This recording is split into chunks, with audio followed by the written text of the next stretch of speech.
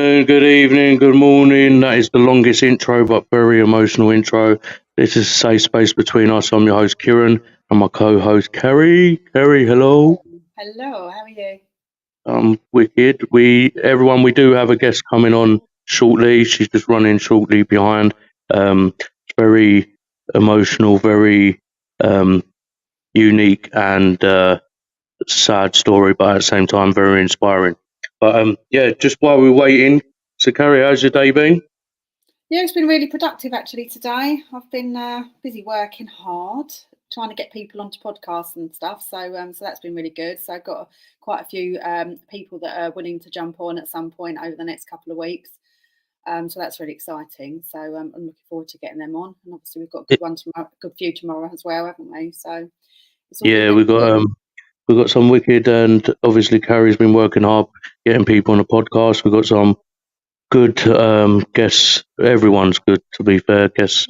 But we've got some guests coming on with huge followings and also huge stories. And tomorrow we've got Jeremy on 4 o'clock earlier than normal to live, but his story is very, very powerful, and his mission as well.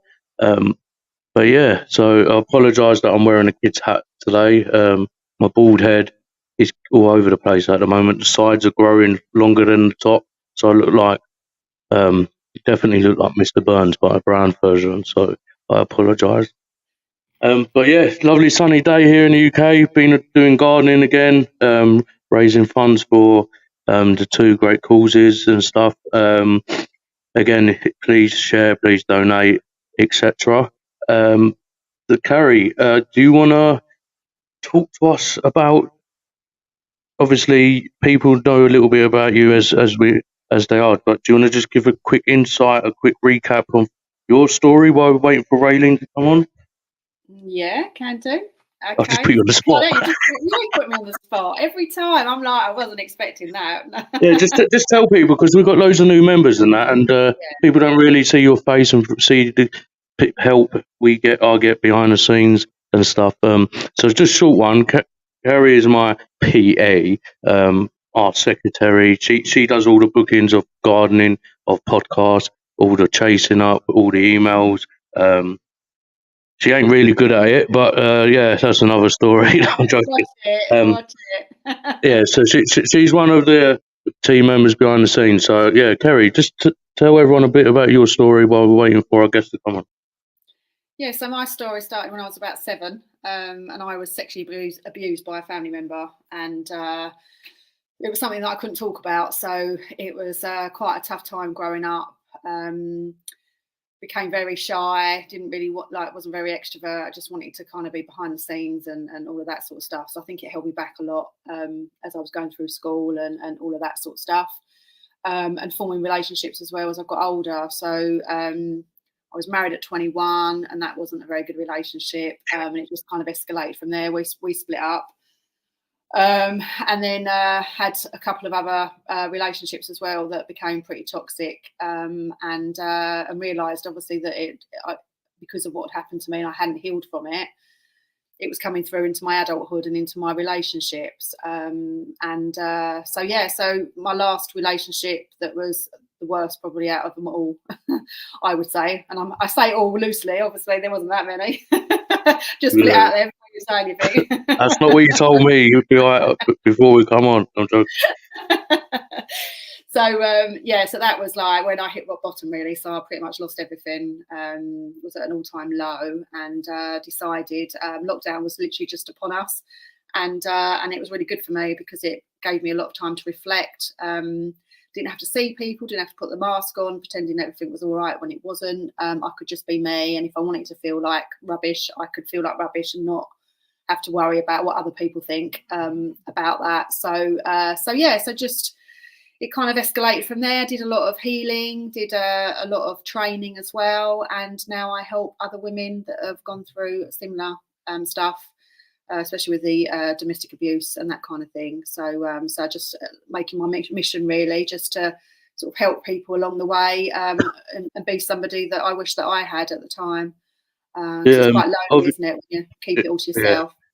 obviously you've told your story on a podcast before, but like I said, some people might have not seen it. Do you mind just talking about like the abuse side while we're waiting for the guest still? Like, obviously who it was, what happened. Are you happy talking about that? Yeah, well, I kind of put it in the other podcast anyway, didn't I? So it's out there now anyway.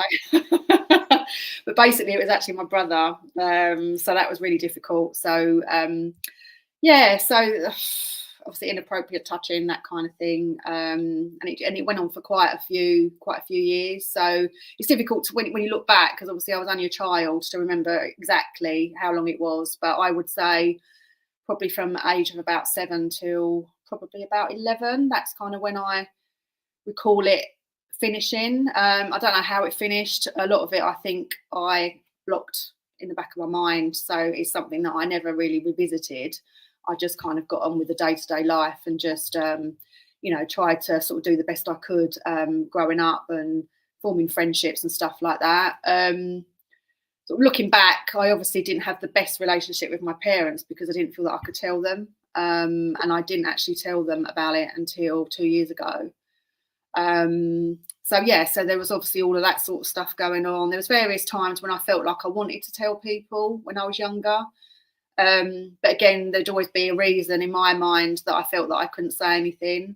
So I just, as I say, just kind of acted like it wasn't happening and tried to block it out as best I could.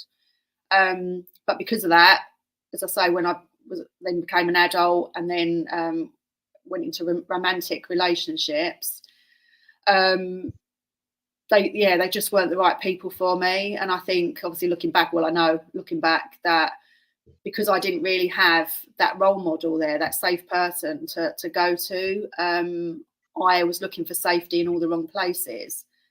And so basically, all my relationships were controlling, all abuse in some form, kind of escalated really. As I say, the first one, my ex-husband was a gambler, but very controlling, became isolated, all of that sort of stuff. I tried to help him because I was very much a people pleaser at the time, because that was the way that I thought I had to be in order for people to treat me right.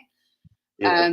So tried to help him, did that for a few years, and he basically didn't want to help himself. So it kind of became that he was lying to me about everything. So in the end, I decided that enough was enough, and I moved on.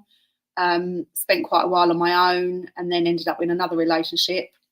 And I think I was always looking for somebody to save me. So the people that I met were people that were quite manipulative. And because I, again, was looking for that knight in shining armour almost, the one person that was going to look after me, because I felt like I hadn't really been looked after through my childhood. So I think I was subconsciously wanting to find that person that I could actually open up to and I could be myself with, because I felt like that I was hiding, obviously, a lot, which I was. But even my personality and stuff, I felt like I moulded myself into what other people wanted, rather than being the person that I needed to be for me. So that kind of escalated. As I say, most of the abuse that I endured was psychological, emotional, financial as well. When I split up from my children's dad, there was a whole court battle, all of that sort of stuff. And again, it was his way of controlling me. Told me that if I left him, that basically he would take the children away from me. And so we had a whole court battle with that as well. So that was really hard. And then obviously got out of that one. Eventually that all stopped, and then went into another relationship about, 3 or 4 years later. Another one? And I had 3 long-term relationships. I'm joking. I'm joking. I'm trying to lighten it up. I'm get a complex here, aren't I? I'm sorry. But yeah, no, so the last one was the like, what I mean, they were all toxic in their own way, but this one was particularly bad. And this one, I was scared shitless of him. I lied to people because I realised after a while that I was in this predicament again of being with somebody that clearly wasn't good for me, and I've never really thought of people being evil before, but for me, he was that. That was what he was. The things he used to say to me, used to call me, the things he used to do to me, everything.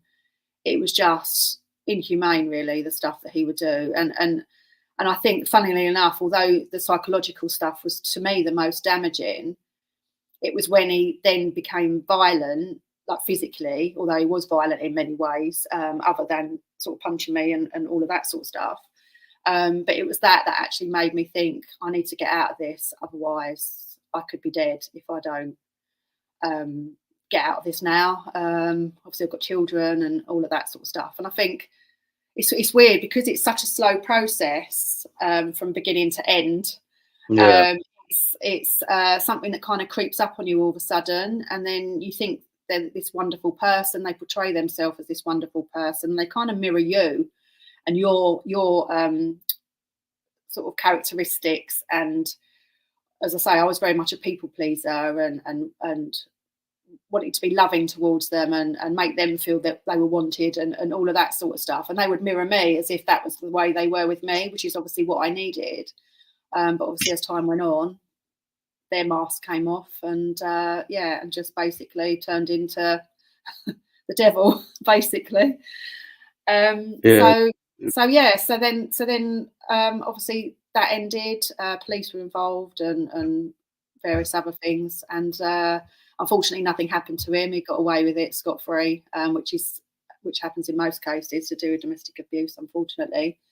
So he's probably doing it to somebody else now, which is a shame, but obviously you have to look after yourself. I don't know what he's doing now. Obviously I don't care what he's doing now, but obviously it's hard to know that, you know, I've tried to do the right thing and report him, but the authorities don't do anything. They say they are, and they might do surface level stuff, but there were so many things that I feel that they failed me on.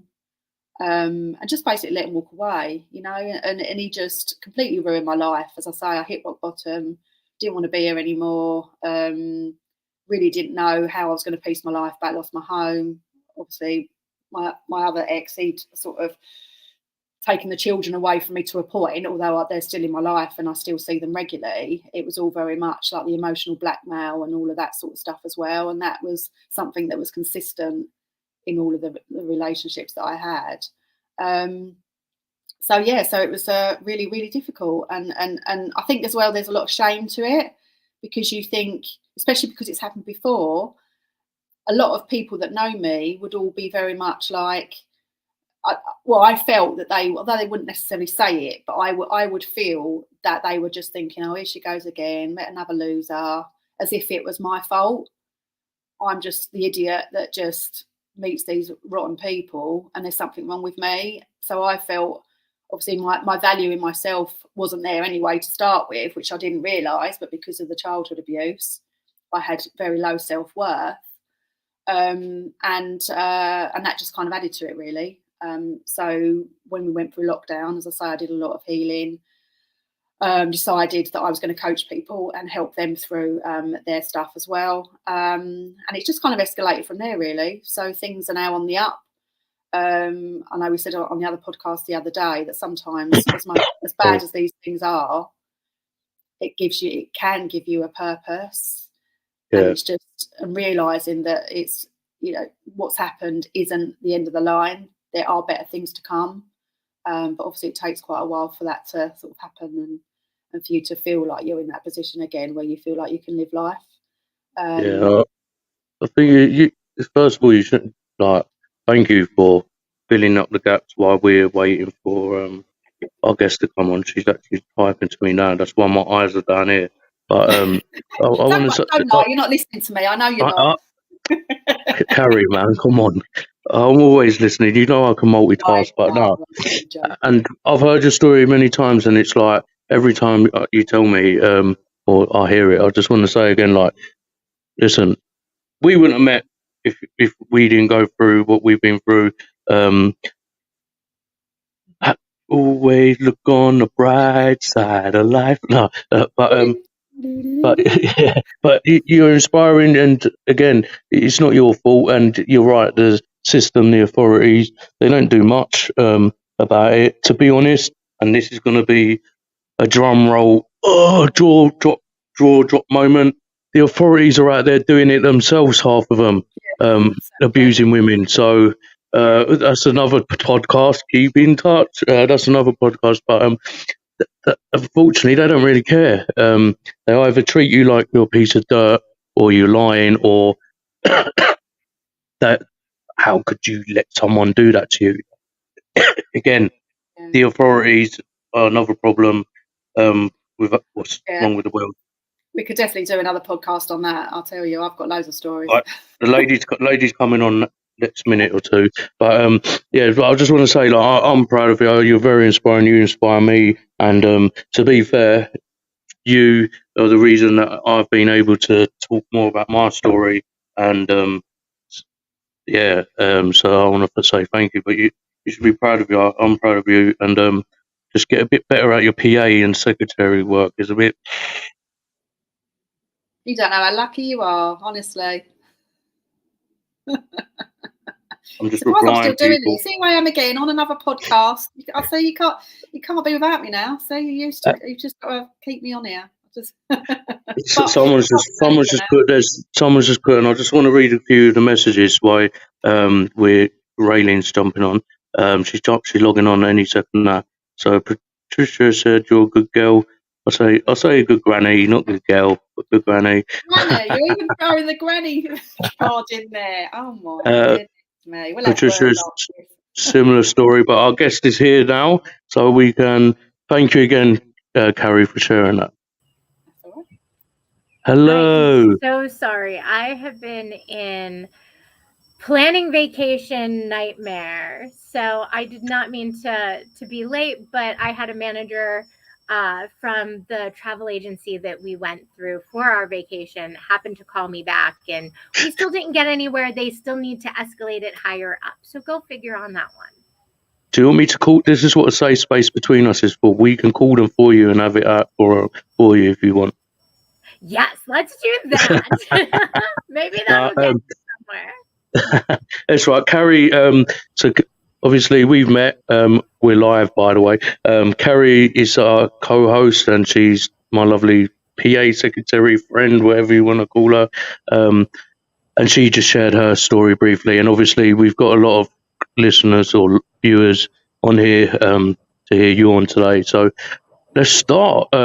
So obviously, welcome to the safe space between us. Me and Raelynn, we spoke before, and unfortunately, my fault. The whole thing just went potty, and it was a brilliant podcast, brilliant story, quite emotional, quite a lot of shocking things to hear, but also very inspiring of how Raelynn has turned her life around, and very inspiring to me and many people who listen to this today. So thank you for coming back on to share everything. So it means a lot. No, thank you so much for having me. Raelynn, just introduce yourself. Obviously, tell us a little bit about yourself, where you're from, what you do, and then we'll get to crack on. Yes. So my name is Raelynn.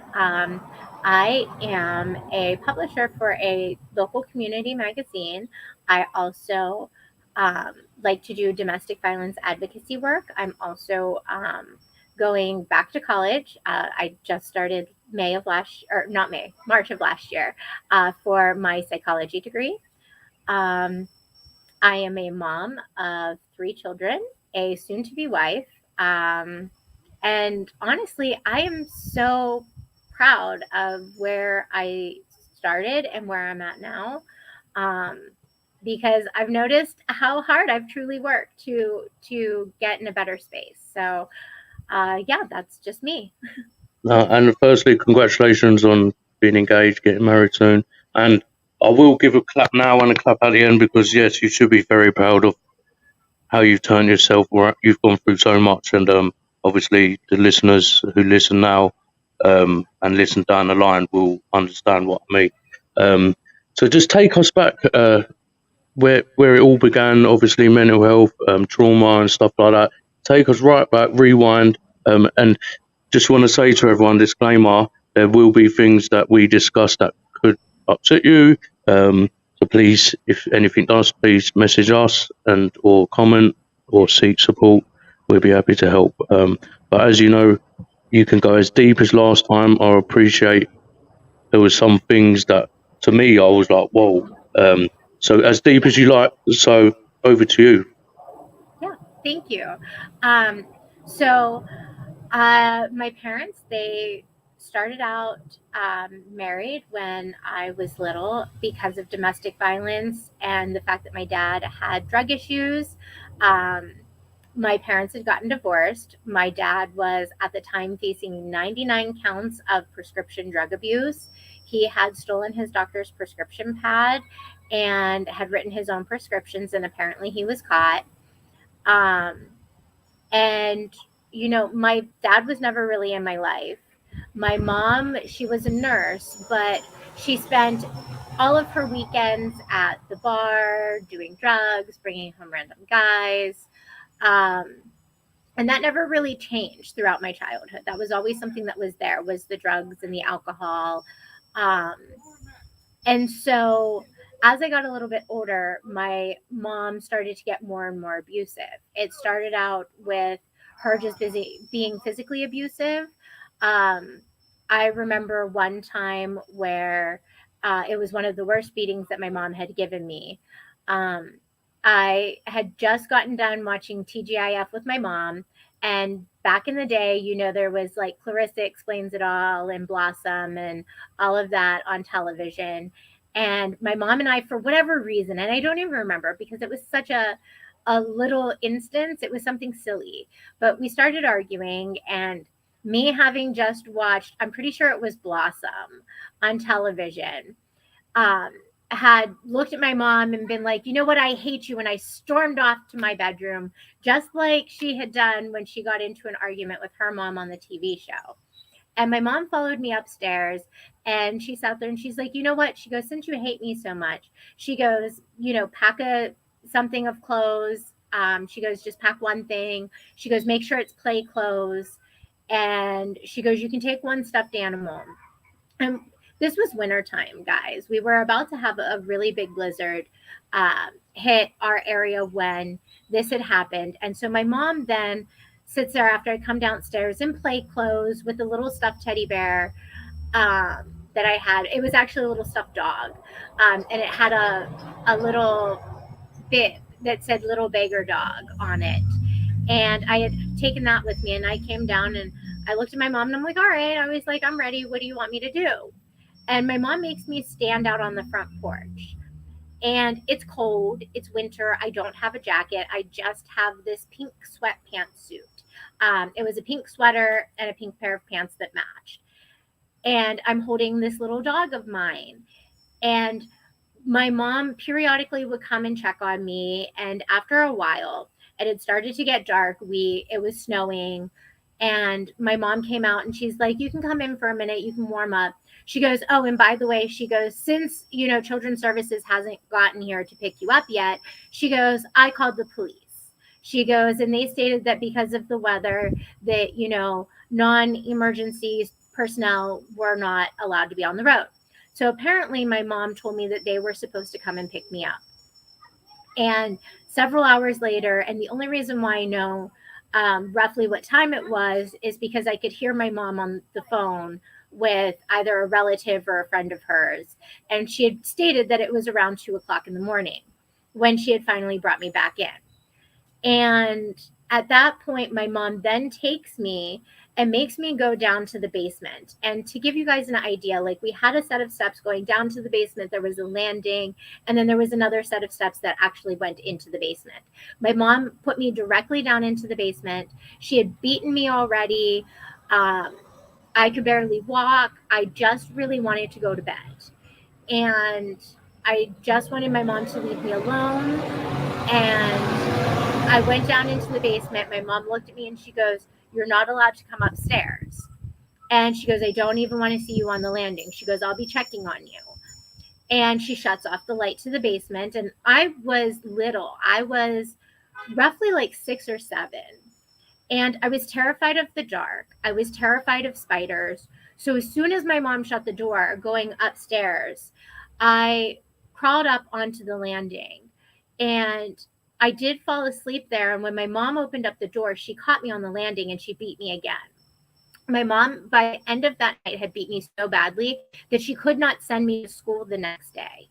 And so when my friend came over and had knocked on the door to pick me up from school, I could hear my mom tell them that I was sick and that I wasn't going to school that day. And that actually gave her the entire weekend for me to recover, because it was already a Friday. So she had Friday, Saturday, Sunday, and I was be back in school on Monday. And we had children's services involved on multiple occasions. And I actually found one of those children's service reports.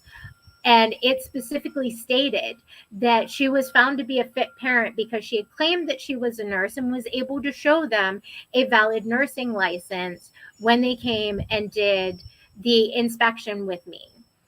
And, I had gone through so much. And as I had gotten older, my mom then decided that, I was of value to her because I could then kind of earn my own keep by making it so that guys would pay for things. And, my mom's theory was, oh, my daughter's cute. She can flaunt her stuff a little bit and she can get the things that we need that I can't pay for. And my mom was in and out of jobs at this point constantly because she would work for a little bit. She would get caught up on the bills. She would save up a little bit of money, but then all of the money that she saved up, she would then squander at the bar. And she started bringing guys home with her as she would spend time at the bar. And it would be multiple guys. And what she would do is she would employ me and the girl that lived above us in the apartment to basically entertain a lot of these guys for her. And she would let us get drunk. She would let us feel like we were such big grown-up kids at the ages of 11 and 12. And, my mom would sit there and she would push off some of these guys on me, and she would just sit there and she'd be talking to them and she'd be like, oh, my daughter's right over there. And, she's really mature for her age. And, if you went and talked to her, I'm sure she would talk to you. I'm sure she would love to go out on a date with you. And that was how my mom would introduce me basically to these guys. And some of them would just be, 19 to 22, but a lot of them were between the ages of 23 and 26. And I'm sorry, Raelynn, just to say, and you're 11. You was 11 or 12 then. That's yes. So sorry.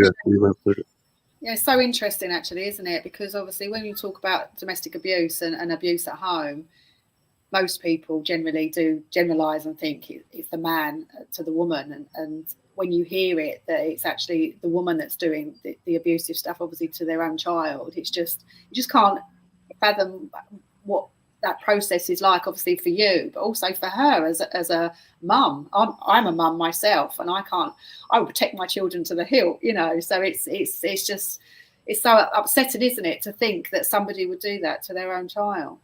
It is. And it's, it speaks volumes to the mindset that she was in. And I understand that my mom went through trauma, but for me personally as a parent, having gone through the traumatic events that I did just makes me want to hold my kids closer and protect them more. It's really, truly made me such a helicopter mom. My own trauma, and to see that my mom took a completely different route and just completely threw her children to the wolves just really makes it that much more bizarre. And, it's like I've had family members tell me that, they seen something was off, but they didn't really know what, because I never really talked about it. And it really lets people see the fact that, a lot of the times children don't think anything's actually wrong when there is, because they expect this person to protect them and they expect this person to keep them safe. And so they then don't realize when these situations aren't safe that it was truly somebody who was supposed to protect them that threw them in there. Exactly. Yeah. And it's just, if you don't mind, just carrying on from when you was 11/12. So how did you, obviously you're so young and you're getting fed to these men. How deep did it go, and when did you realise it was wrong? So it went on for a really, really long time. My mom would even allow her boyfriend, when I was 13 and 14, to climb in my bed and just lay with me before he left for work. And apparently, my mom had already known this. And she just let him do it until she found child pornography on his computer. And then she was more concerned about other people's children than her own. And she even admitted to the police that her boyfriend at the time was crawling in and out of my bed and had been doing it for years. And then it really, like, even when I was in my 20s, she was trying to prostitute me out to my, at that time, boyfriend. She had told him that if he paid her house payment, that he could sleep with me. And she showed him gun modeling pictures. And it was just, it went on for a very, very long time. It actually went on right up until I had moved out for the second time of her house when I was 23. Because my mom would even, sorry, could I just ask, like, what do you, like, if you can think back to that sort of time period from 11 to obviously then into your 20s, like, what was your thought process with it as you got older? Was it just that you kind of became numb to it and that you dissociated from the events that were happening because you were so used to it happening? Is that honestly kind of the funny thing is to some extent it never quit hurting me. So every time she would do this, I would always for some reason still be in shock that my mom even did this, that I just wouldn't know what to do other than follow along with what I was told to do. Because I had spent so much of my life just not questioning the decisions that my mom made.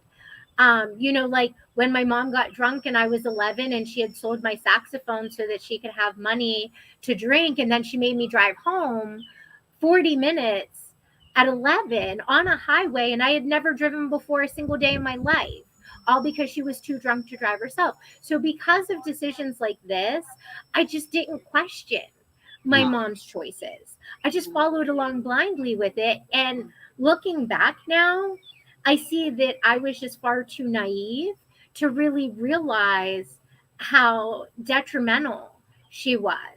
So what were the people around you at that time as well? Sorry, Kieran. No, go on. Yeah, you asked. This is so interesting. So what were the people around you at the time? Like, did you ever reach out to anybody? I know you were saying about different services and things that were involved and then obviously went away again, but was there any people on a personal level? I really didn't, because again, for a good portion of my childhood, I really didn't realize that this was wrong, that this wasn't how people were supposed to live their lives. It wasn't until I was 17 and I had been raped by somebody that I had been longtime friends with. Me and this person had actually met in 5th grade when we were 10. And he raped me the September before I had turned 18.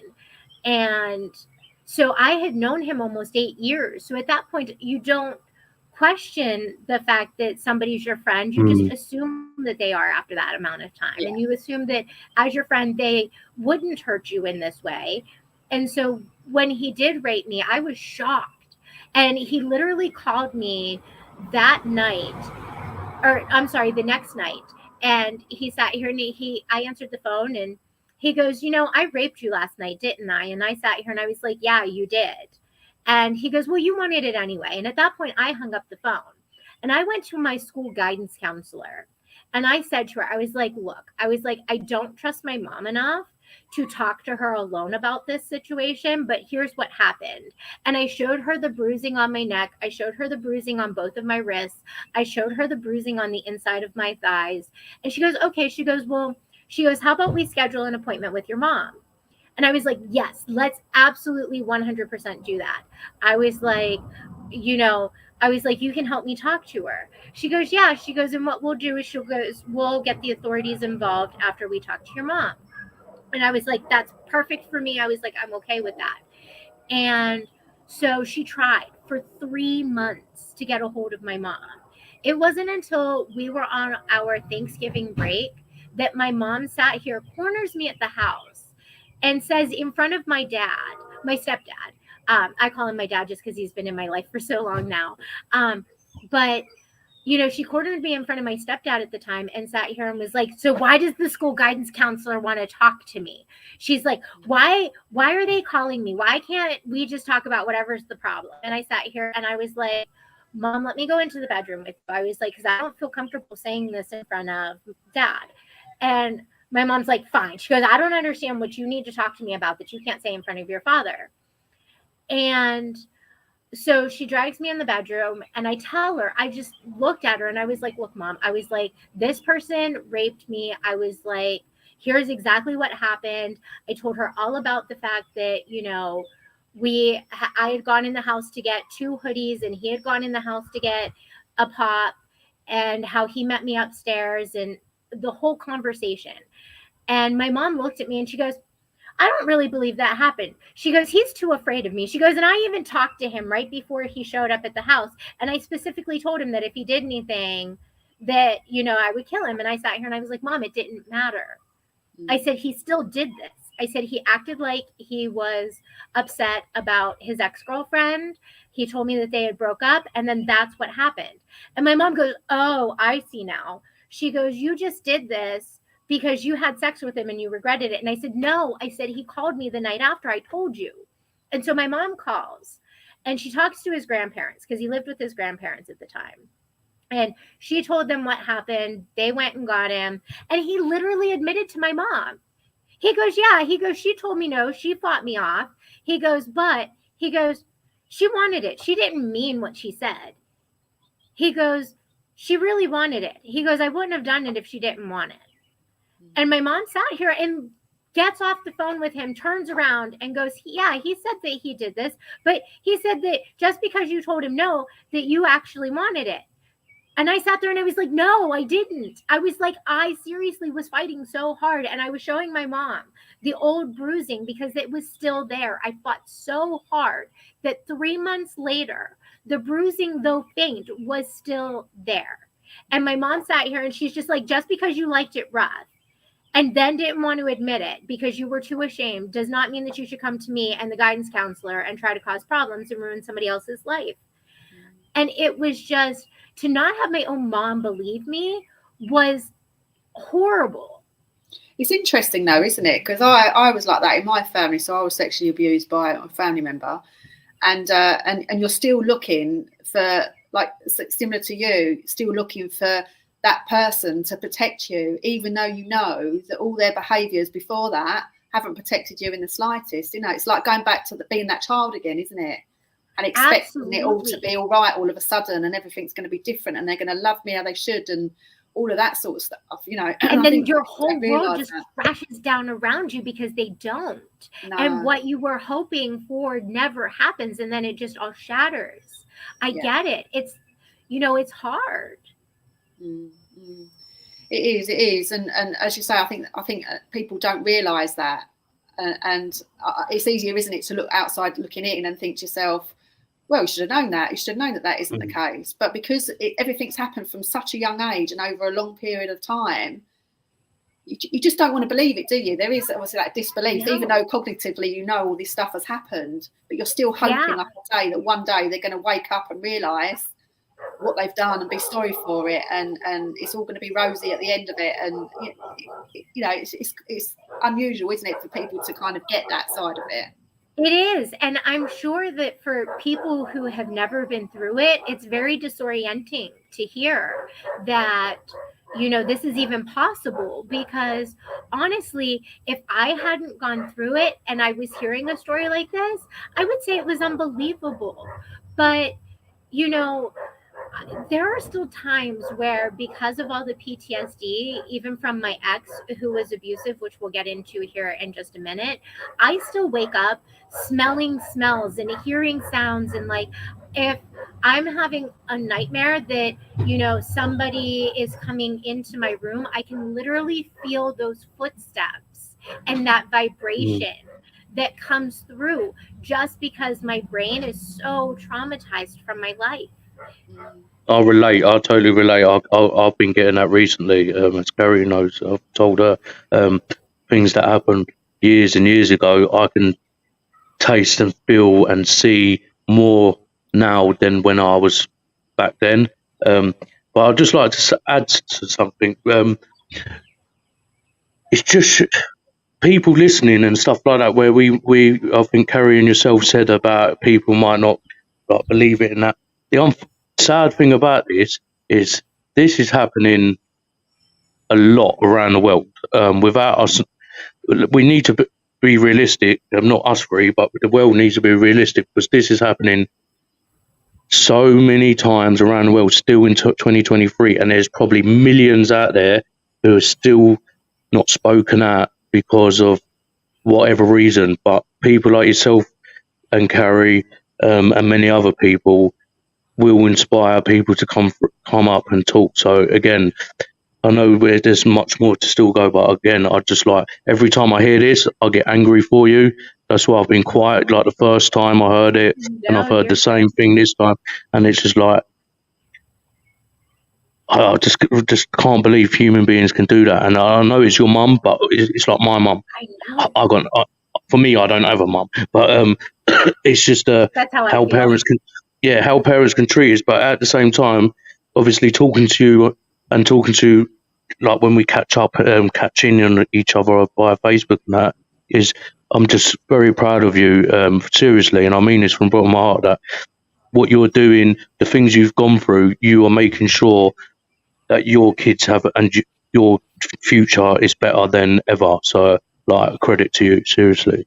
That's what I just wanted to do because I want my kids to feel safe. And this is the difference, isn't it? I think I've said it before as well when me and Kieran have spoken about it. I think when you go through trauma, obviously your mum had gone through her own trauma and stuff like that, and you go one way or the other, don't you? You either want to project it onto everybody else that you feel is probably weaker than you, and obviously in your case, obviously because you're a child, or you've got the others, which are us, and many more people out there that just want to be the opposite and just want to make the world better and want to put our story out there, because it takes a lot of courage, doesn't it, to come out and talk about stuff. I mean, even in the short time that I've known Kieran, I've never actually come out, well, I hardly ever spoke about my abuse anyway, let alone saying who it actually was. And straight away, with Kieran, it was like, it just all came out, you know.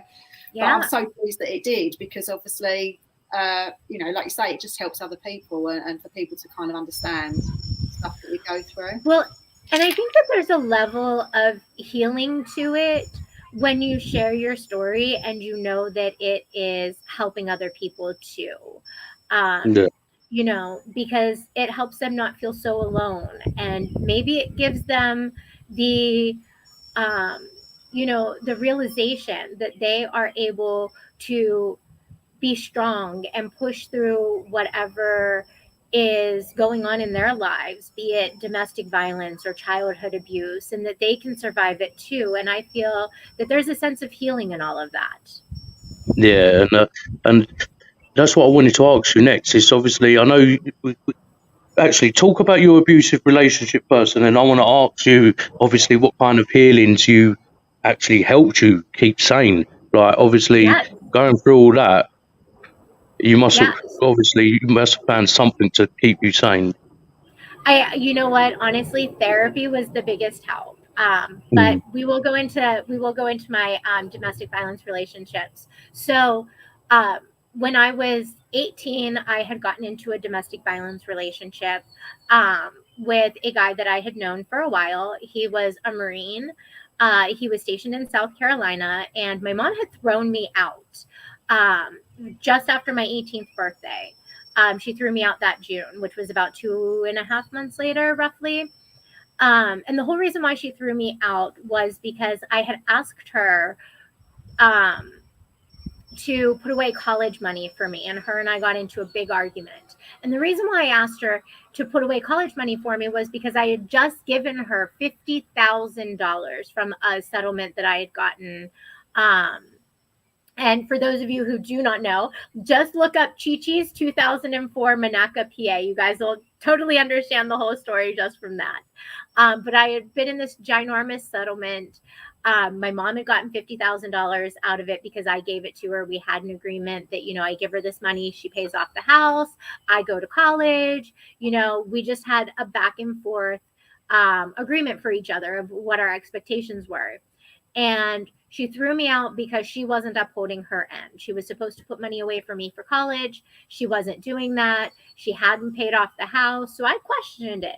Because I questioned it, she threw me out. And so I went and lived with this guy because I didn't have, my mom wouldn't let me finish high school. I had to take care of my brother for her.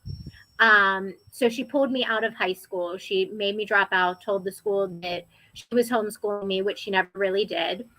And she wouldn't let me get my driver's license. So I had no GED to, go to college. I had no job.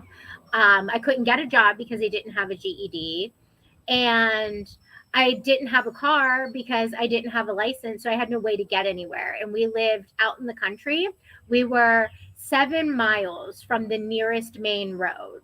And we lived on 3.5 acres of land. So I really was stranded. So I really, had to take advantage of whatever little help that I could get at 18. And so I moved in with him. We were together for several years. We had moved back to Ohio, where both of our families were from. And during that time, he became a heavy drinker and he became abusive.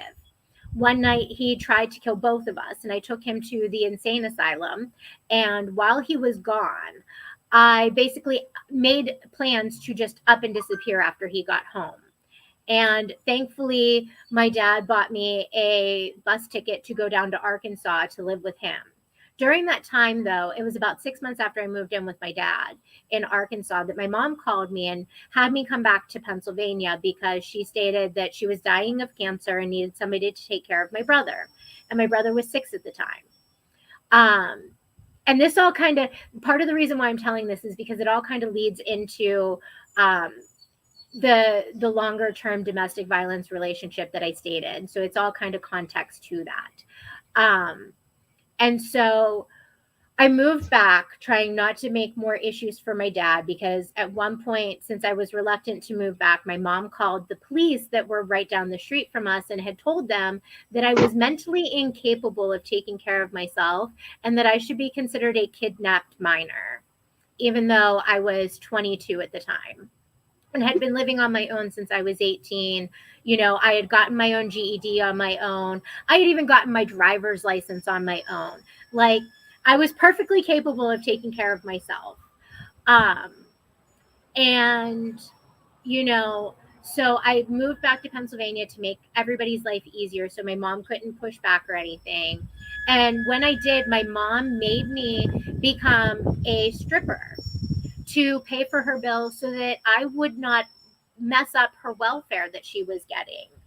And so what I would do is I would essentially go and dance until 6 o'clock in the morning from 6 o'clock at night to, then at 6 in the morning, I would get my brother dressed and ready for school. I could send him off to school. And then in the afternoon, before I went to work, I would either be his assistant t-ball coach or I was his wrestling coach, because I felt that by being a coach of some sort and helping him and volunteering, it also helped other people. So I felt like I was doing some good to make up for the fact that I was being a stripper. And my mom would sit at the bar and point out guys to come and dance for me so that I would make more money. And I met my ex, who was my longest abusive relationship, while I was dancing. Funny story behind that. He shows up at the club that I was working at during his friend's 21st birthday. And he goes over to the bar. And as he walks in, though, there is on a couch at least 5 strippers playing on my cell phone, because we were playing Simon because it was dead, because it was horse racing night at the casino and track right down the street from us. So we knew we were going to be dead until like 8 o'clock that night. So we're just all sitting around playing Simon, passing around my phone. And that's what he walks into, is a whole bunch of strippers doing absolutely nothing but playing on a cell phone. And he walks over to the bar. He gets himself a drink. He gets me a drink. He comes over. We go sit at a table and we start talking. And, there was really nobody in there until after the horse races finished. So, we had at least a couple of hours to just really communicate and talk. And I didn't have anybody to entertain. I mean, yeah, I was still caught up on stage, but there was nobody other than him and all of us dancers. So we were giving each other tips. And so at the end of the night, he sat here and he's like, "Can I have your number?" And I had just spent several hours in a decent conversation with this guy, so I really didn't think anything of it. And I was like, sure. So I gave him my number, and he promised that he would come back the next Friday after he got paid. And so he actually did. I really didn't think he was going to. And he texted me like once that entire time. So I really, truly didn't think he was coming back. And he shows up with a stack. And I was like, oh my God, this dude really wasn't joking. And he paid for the VIP room for me. Literally, I walked out that night with $500 just from him. And at the end of the night, I had gone to my car, and my car wouldn't start. And he had just gone right down the road to the casino because the casino was still open. And so I called him, and I was like, all right, I need a favor. I was like, I need somebody to come and jump my car. I was like, I have jumper cables. I just need the other car's battery to be able to jump my car. I was like, and everybody's already left. And he's like, okay. He's like, I'll come and jump your car. He goes, that's not an issue. And he comes, he jumps my car. And he's like, I want to make sure that you get home safe. And so he follows me home. And these aren't actions that you would think of about somebody who, just 9 months after you met them becomes one of the most abusive partners you will have ever been in your life. And, we make it most of the way back to my mom's, and he hits like this divot in the road. And of course, our roads where I lived were dirt roads, and they were filled with nothing but gravel. He was in a sports car. I don't know why you would bring a sports car when you're taking the back roads of West Virginia and Pennsylvania, but he did. So he pops a tire, and having to drive the extra mile back to my mom's not only ruined the tire, but it also for sure ruined the rim. And we show up at my mom's, and my mom's freaking out on me. And she's like, oh my God, I swear to God, if you got a DUI. And she then sees somebody behind me, and she goes, oh, hi, and she gives him her name, and she shakes his hand after just grabbing me by the hair and screaming at me about getting a DUI. And he's sitting here, and he's got this look on his face like, oh my God, this woman's psycho. And I can't blame him because my mother was. And he's like, hey, I think the alternator on your daughter's car went bad. He's like, I followed her home because I wanted to make sure she got home safe. He's like, but on the way there, he's like, I ended up with a flat tire and my rim's ruined. He's like, can I stay for a couple of hours until, it's light enough out that places are open and I can get a new tire and a new rim? And my mom's like, oh yeah, sure. She's like, thank you so much for making sure that my daughter got home safe. And he's like, well, while I'm out looking for a new tire and a rim, and he goes, I can always take your daughter to go and get a new alternator for your car. And my mom's like, oh yeah, that would be perfect. Because of course I had the money to go pay for a new alternator because he just gave me $500 that night. And, so my mom lets him stay for a little bit. The whole time they're having a grand old time just talking back and forth and everything. And my mom invited him over multiple times after this. And it wasn't until he ended up sick one day from, having gone from the city and spent most of his time in the city to being out in the country. He just had allergies. And my mom just was like, oh no. She's like, he's got tuberculosis or something. She's like, he can't be here anymore. And I was like, okay, what? I was like, that was such a change from where you were even just last weekend. And then the very next time that I talked to him, she's like, can you have him come over because I need help with this? And I'm like, wait a minute, what happened to he's not allowed over anymore? And because my mom needed something and he was, useful to her at that time, Then she needed him back over. And that was just how my mom was. And my mom had this giant pool, and she didn't have enough water in it, so one of the sides had caved in. And she always made me go out and try to fix the pool, because anytime there was a storm, it would blow in the one pool side that would fall down.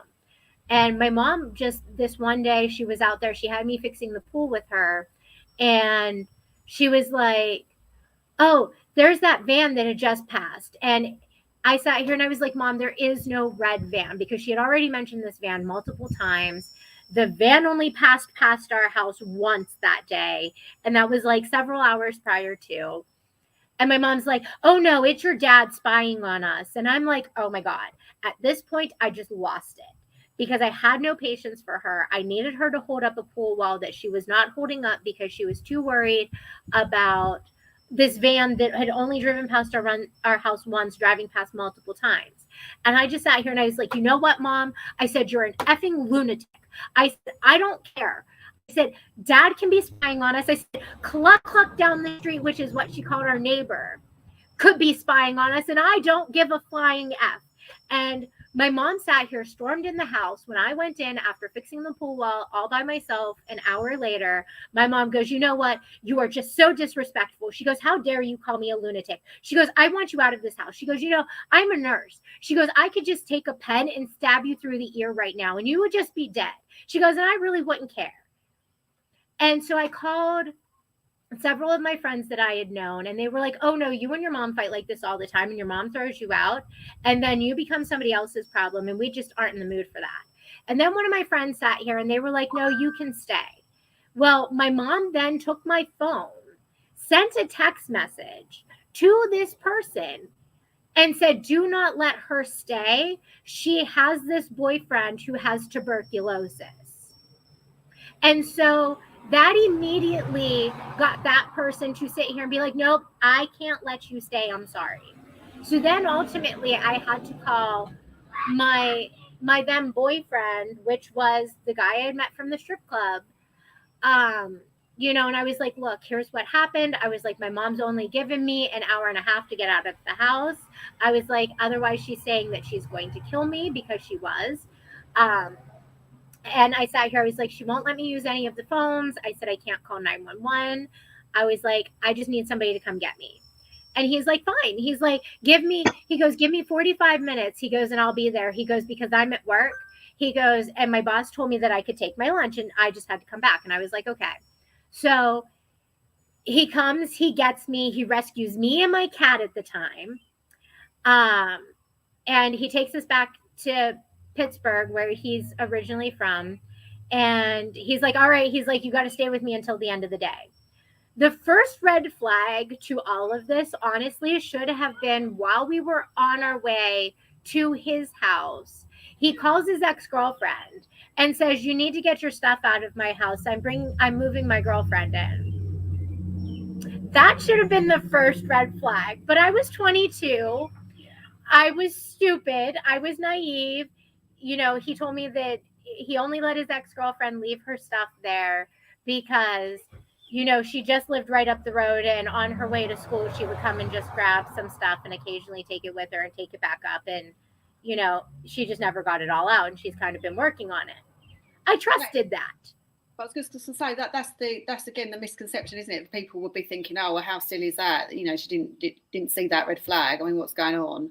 But actually, when you think about all the trauma that you've had, that's nothing compared to all the stuff that you've actually endured. So you do look at that and think, oh, well, that's nothing. I'm just thinking that because of all the stuff that's happened elsewhere. Mm-hmm. So you do dismiss it, but again, that's because of the trauma that you've gone through, not because you're stupid. And yes. And that's the thing that people need to realise. There's reasons why you turn a blind eye to certain things when you've gone through such horrific things yourself, you know. So well, and I feel like when you're 22, you want to assume that, oh, I'm away from the bad thing that was hurting me. I'm safe now. Exactly it. And it goes back a little bit to what I was saying earlier, just before you came on, was the fact that you're kind of looking for somebody to save you, and you think there's got to be a good person out there. This can't happen to me again. This is it now. My life's going to change. And you're forever trying to be optimistic because you can't bear the thought of any more bad things happening. You get to a point where you're like, this has got to be it now. I can't deal with any more. So you look for, again, you kind of get entrapped into this relationship with somebody new because you're always looking for that person to rescue you, basically. Absolutely, you do. Yeah, exactly. And as I say, it's lovely that you can come on and say that, because for the people out there that have gone through stuff like that, it's really hard, isn't it? Because as a victim or survivor of domestic abuse, you are made to feel that there is something wrong with you and it's your fault, and you should have seen the red flags, and if someone had done that to me, I'd be out the door.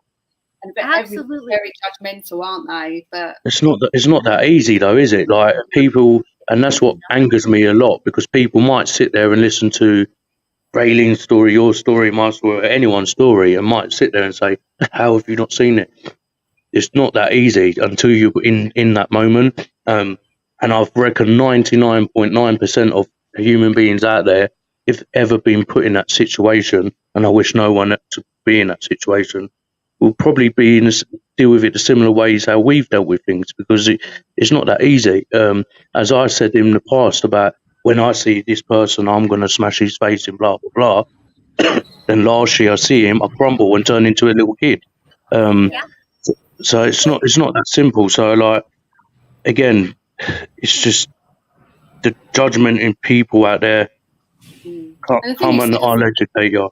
But and the thing that Raelynn said earlier as well, that you sort of mentioned briefly, was the fact that the first 9 months, apart from that, the odd little red flag, but generally it was really good. And again, that's the other misconception, isn't it, about abuse, is that they don't abuse every day and they don't abuse straight away. You've been in a relationship, you've fallen in love with somebody, but then all of a sudden they turn, and then it's like the confusion and thinking, well, how the hell? But I remember them as they were before. I want that person back. So you're forever striving for that person that you met, because that's who you think they were, when in fact it's the person that they are now that is the real person, and you can't get your head around it. So there's that emotional turmoil, isn't there? There is, and then you keep bouncing back to, how they were versus how they are now, especially when they do the domestic violence abuse cycle where, they beat you, and then there's this honeymoon period where everything is just sunshine and roses, and sometimes it can last days and sometimes it can last months. And then all of a sudden, just one day, you can't put your finger on why, but you just feel that tension again. And it could be that day, or it could be a week from then. They're then blowing up at you and you're right back, and you're going, oh my God, you're like, we just did this and we just had a big dinner, and he took me out, and he did this for me, or he did this for our kids, or he took our kids out on a play date, and he hasn't done that in months. And you sit here and you start to think about, oh my God, he just did all this good stuff, and yet now he's beating me and he's told me it's all my fault. And you're just in that cycle where you believe that it's you, because all of his actions are reinforcing that. And it took so much therapy and so many years for me to realize that there was nothing that I could have done to change any of the situations, but that the absolute best thing that I did for myself in all of those situations was fight back. I felt like the abuse would have been so much worse had I not fought back, because at some point I would fight back so much and so long that he would get tired and he would just end it. And so... No, sorry, I was going to say as well, the thing is that people don't realise as well is like the cortisol and everything that runs around your body. Like if, say you like drugs or something, and it's that high. Yeah. So when they're really nice and they're really into you, and you think, oh God, everything's like, and you're like, it's like the whole world has like become brilliant again and everything's rosy. and then you're back down again, and it's that emotional upheaval of 1 minute you're fine, you're really in a really good place, the next minute you're not, and it's the worst thing ever. And it's like that constantly, isn't it? But you never know, as you said, when it's coming. So you're constantly on eggshells, waiting for the next moment when it's all going to flare up again. Absolutely. And, you know, it's this surreal feeling to sit here and be walking on eggshells while you're trying to fully enjoy the fact that he is being nice and he is being kind and he is being the person that he was when you first met him. And it's so, you can't even begin to explain the feeling, because then when that image of that, you know, that you are able to finally be able to make your relationship work, when that finally shatters, it seriously feels like you have been thrown through a wormhole and been left to defend for yourself and try to struggle your way back out of that. That's right. That's right. No. Yeah, and people just don't, as I say, don't understand that, do they? The emotional turmoil that you go through, and as you say, because it kind of happens slowly at first, and then you're in it, and yeah, it's so hard to explain, I think, and you've explained it brilliantly. But you know, people just don't get it, do they? They just can't understand how that happens. But it's all the emotions and stuff in your body that just keeps you hoping for the best and trying to think that it will all be all right in the end. And of course it isn't when you're with somebody like that. It's really not. And like, I remember the very first abusive incident that we had. It was my 23rd birthday, and I had just suffered what would turn out to be my second of 5 miscarriages that I would ultimately have. And, or no, I'm sorry, it was the 5th of my 5 miscarriages that I would actually ultimately have, because we ended up having our daughter not long after this. But I had just had a miscarriage right before that. And, you know, I was devastated. I went up to the Catholic Church, and I hadn't set foot in a church in ages. And I'm not even really a very religious person. But I went in, I did the sign of the cross when I went in, I did my whole thing. I found a pew all by myself. And I just remember sitting there saying Hail Mary, because it was my great grandmother's favorite prayer. And I sat here and I just remember going, Nanny, if you are proud of me and you think I would be a good mom, I was like, please, please, please, you know, when I get pregnant again, protect that baby, keep that baby safe, you know, let me have at least one child. And, you know, my ex had beaten me right before this, and I had found out just 2, maybe 3 weeks after he had beaten me, because I wouldn't go to his friend's house. And I strictly told him that, you know, I just wanted to have my birthday at home, that I just wanted to celebrate alone with him watching Netflix. And he insisted that I come to his friends. And because I didn't, and I actually went out for a walk around the town that we were in, he got very mad and had come home, and he was on the phone with his friend. And he's like, didn't I tell her to come over to your house? And his friend would go, yeah. And every time I would sit here and say, but you told me over Xbox that if I was going to be annoying, not even to come over, he would kick me. He ended up kicking me so many times, because it took me a while to really realize that every single time I protested, he would kick me. I had bruises all along my ribs, all along my arms, and all along my thighs, because he just kicked me so many times. And it wasn't until I finally just did not answer him that he finally stopped. And then he decided to sit here. He's like, oh, let me take a little bit of a nap. He goes, and then we'll do something for your birthday. Dude, I don't want to do anything with you after you just beat me and kicked the crap out of me. But I didn't question it, just because I sat here and I'm like, this still is not the worst that I've ever been through. And I didn't realize until just a couple weeks later that he had kicked me while I was pregnant with our now daughter. So how are you coping? Obviously now you've got a daughter with him. Like how does that work in relation to him now? Is he still having to be in your child's life, or is he not around? We have 2 kids together because I was with him for 10 years. And, you know, he does have custody of the kids. And honestly, he really shouldn't. He's very abusive to both of the kids. The courts have not listened to any of that. We had a protection from abuse order, which is my state's version of a restraining order.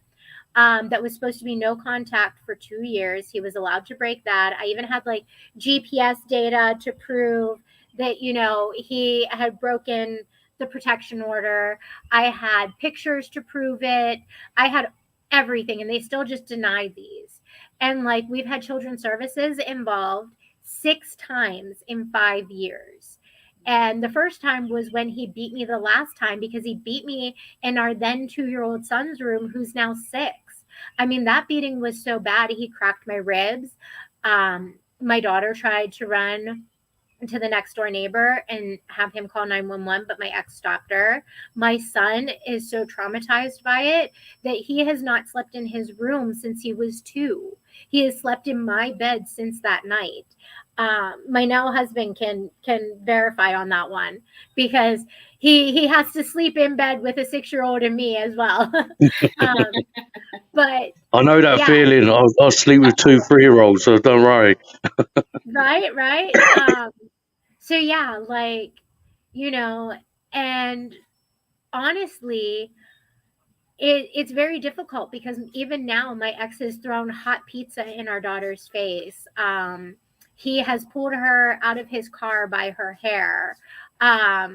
And all we keep getting told every time we go back to court for stuff like this, and every time that we have children's services involved because of stuff like this, is that a parent or guardian in my state is allowed to enact any and all amount of force to get a child to obey what they are being told, as long as it does not require medical attention afterwards. So essentially, he can beat my kids, and as long as they don't need to go to the doctor or the hospital afterwards, it's okay. It's not a crime.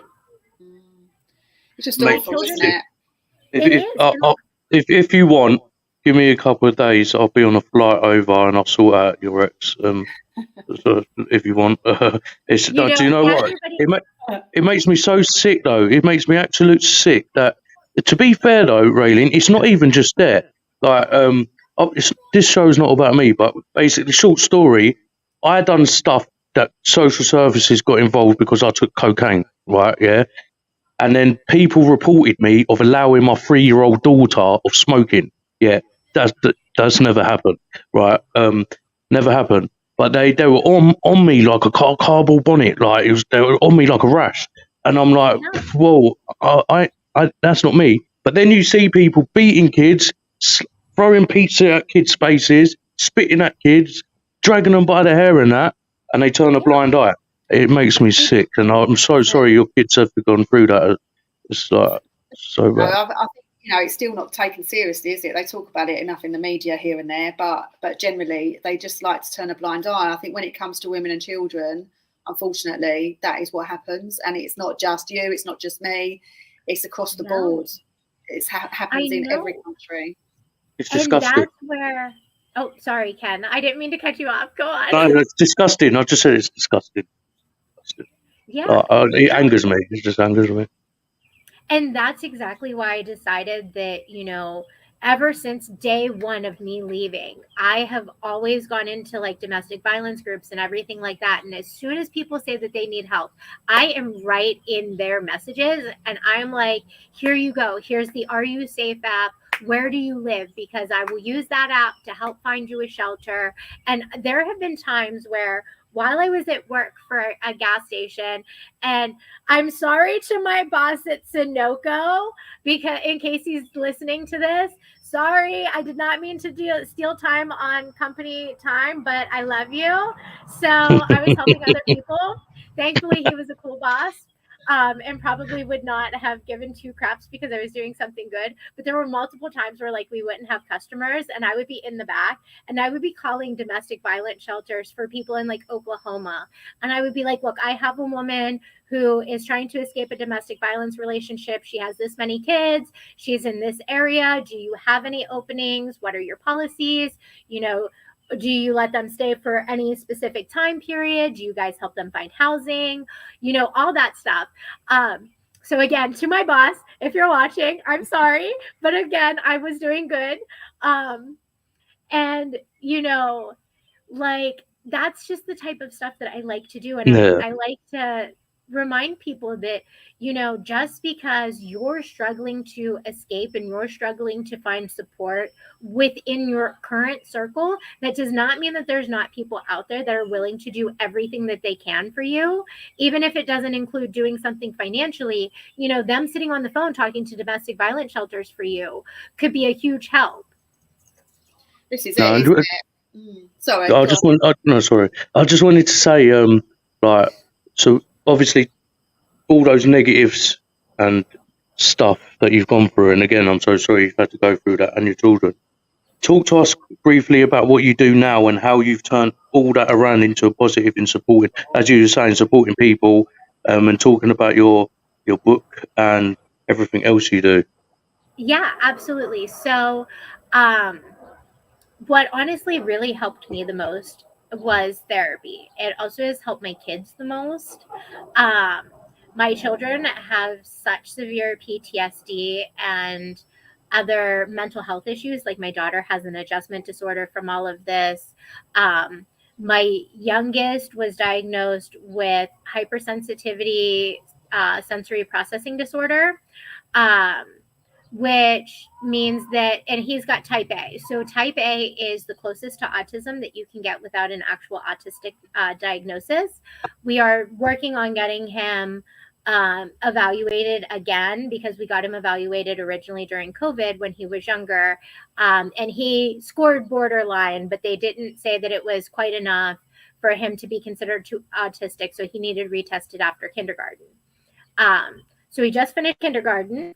Congratulations to my little guy, who absolutely. Oh yeah, congratulations! I did say congratulations yesterday, didn't I? But congratulations again. Congratulations, little man. Yes. So he sits here and swears that he's not going to school for first grade, but and they both have such severe PTSD that for the last 5 years, both of them have been in EMDR. For those of you who do not know, it's eye movement, desensitization, and reprocessing. And it is a form of therapy that they actually used originally to help veterans with PTSD that had come back from the Iraq War.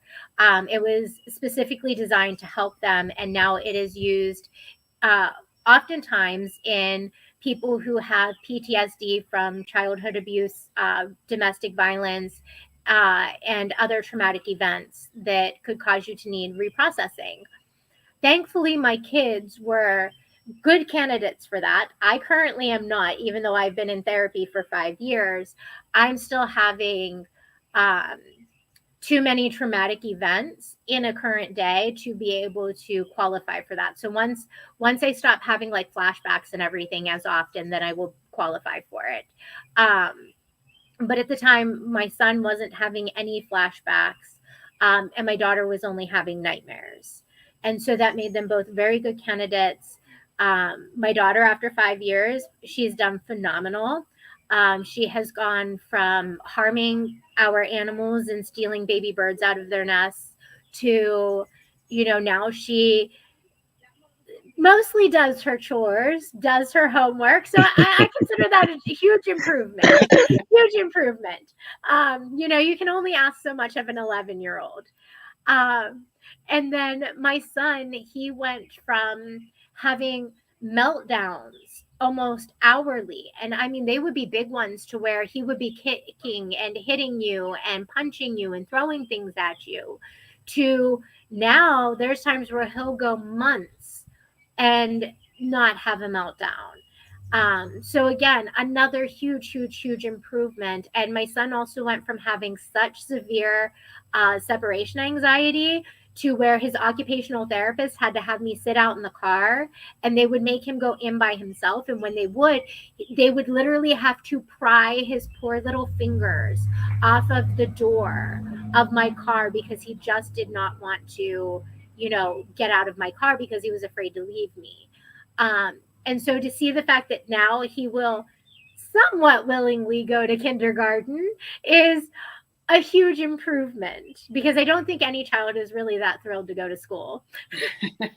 No, It just no. just goes to show as well, doesn't it, that if you meet the right people and you get the right help, you're testament, aren't you, to the fact of everything that you've gone through, and you've come out the other side. And obviously it's still a journey, still things that need looking at every now and again, and all of that sort of stuff. But to show that you've gone through all of that and you've come out the other side the way you have, obviously it's going to be an inspiration to everybody. I know that is to me. So so I just think it's amazing what you're doing, and lovely that your kids are obviously finding their way as well, which is absolutely amazing. Well, and a lot of people, they really put a lot of guilt on themselves and a lot of blame on themselves for how they are coming straight out of that domestic violence relationship, because you really, to some extent, lose who you are when you're in these domestic violence relationships. You truly become the abuser that you had. And it took me a long time to, when I have anxiety or when I'm having a flashback, not to just react. I've really had to learn to reflect. And, this has been a ongoing, very hard journey. I'm not going to lie to everybody. Just because I got into therapy does not make this easy. I literally have to every single day work so hard to just overcome the person I was the day before, to be a better person that my kids and my husband all deserve. And so I'm not going to lie. This is going to be one of the toughest things that you guys will ever do, but it is also one of the most rewarding when you come out on the other side and you see where you started out versus where you are. Because now I can have a calm conversation with my children when they're doing something wrong, and I can explain why that was not such a good choice to make, and to, go over other choices that they could have made at that time, so that they also become more critical thinkers, and so that they reflect versus react in any situation. And, I really feel that had I not gone through everything that I did in my life, that I probably would not be the person that I am today, that I would probably, just take for granted, because I had all this good in my life, had I not had all the crappy, and it's really funny to see how going through that much can really make you a more grateful person. And how it can sit here when you get on this path to, you want less trauma in your life, and you want to be a less, you don't want to be that person that just goes and sprinkles trauma on other people either. So then it makes you just want better for everybody, not just yourself and those that immediately impact your life. You want that good for everybody that you come into contact with, because then you also, to some extent, feel like you have this image that other people have of you because of your abusive relationship that you were in, and they would sometimes not see the best in you because you'd be arguing with somebody that was bringing out the worst in you. You feel like you have this to prove that you're not that mean, vicious person that you were, and so you overcompensate by trying to make sure that everybody in your life sees you as the person you are, as caring and compassionate and empathetic. It's really one of those things that we hold dear, to see that we have this huge path that we shouldn't have to pay for ourselves, that we have to just to show everybody that we're better than what we were while we were with this domestic violence relationship. Definitely. I think you're right. I think, we all beat ourselves up, don't we, about things that have actually happened to us that were out of our control, and it's happened to us rather than because of us. And, I think that's a big learning curve, isn't it, for people that have gone through any type of abuse, really. Yeah. And as you say, to reflect on the stuff, and it does, in a weird way, make you a better person, as you say, because you don't want other people to go through that same kind of thing that you have. So yeah, amazing. No, I echo that as well, and I think it's sad in a way that we all say to be where we are now, we've had to go through all that stuff, but it's kind of true, to be fair. I don't think any of us three would have been connected connected over social media via this if we didn't go through what we've gone through in life and doing what we do now. And to be fair, going through all that, I've met the most inspiring people in my life. Two of them on the screen now, and many others out there. So before we end, Raelynn, I just want to give you the last bit out there. So obviously, add anything that you feel like you need to discuss, but also to anyone out there who's going through similar or different situation and so scared to seek support or speak out, what would your final message be to them? Yeah, so honestly, my final message would be to them, always reach out.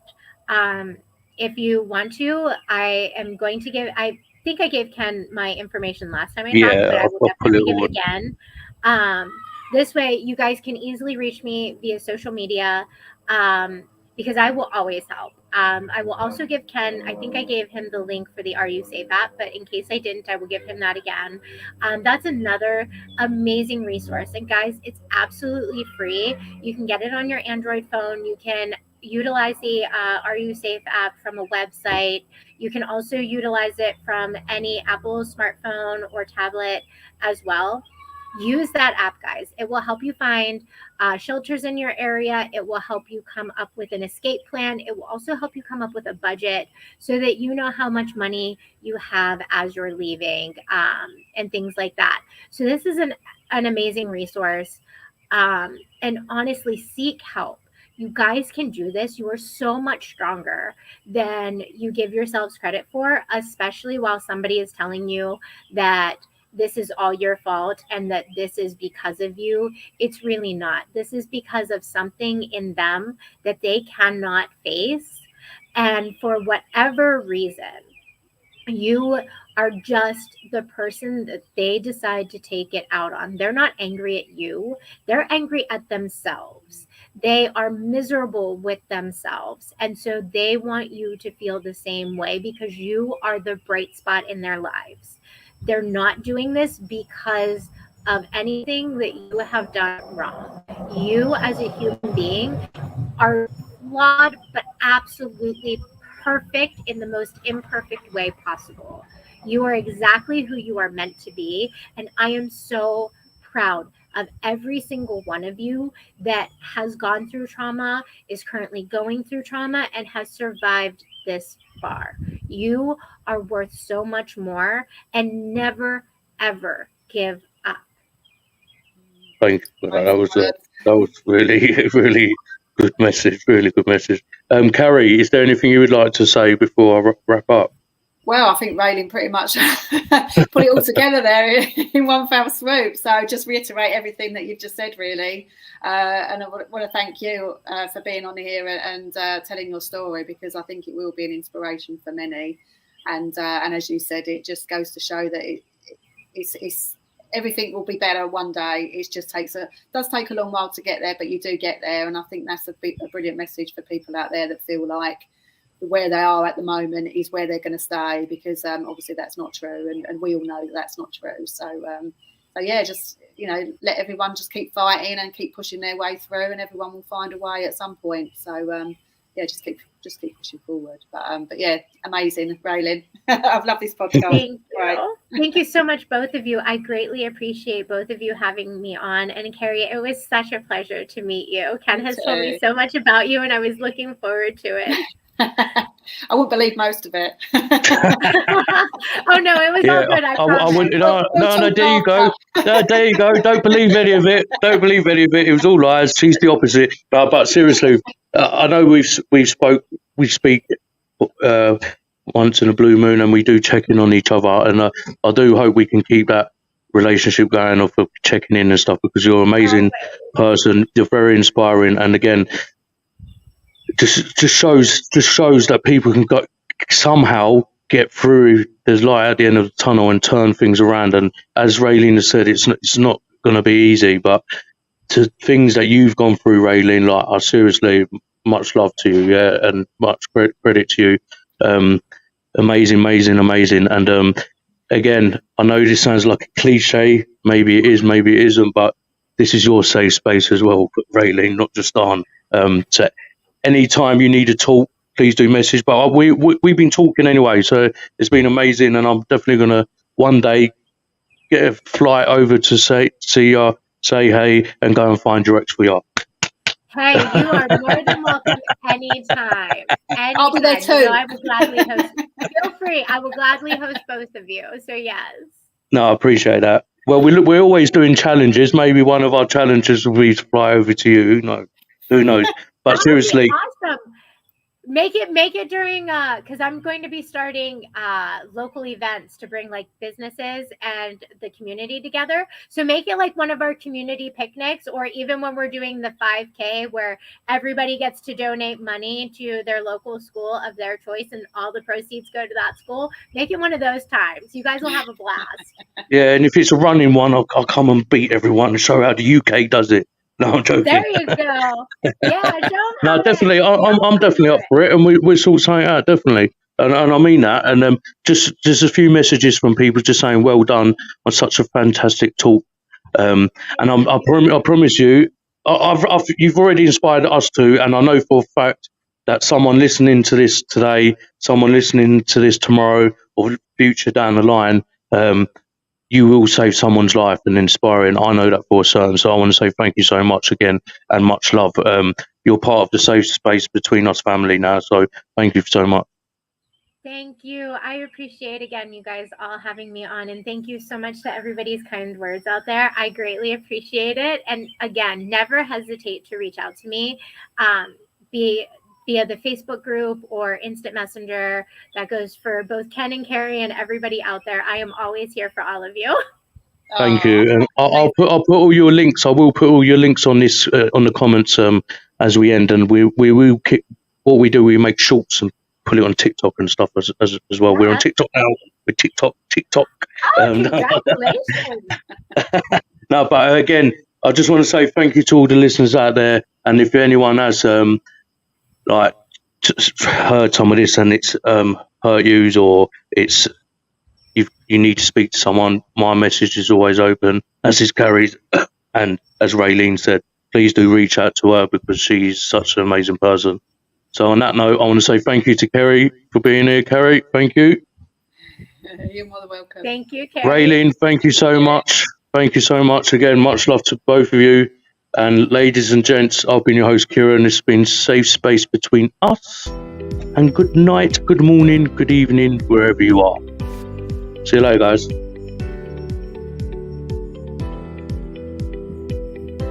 Has it ended? End? I don't know who it's ended.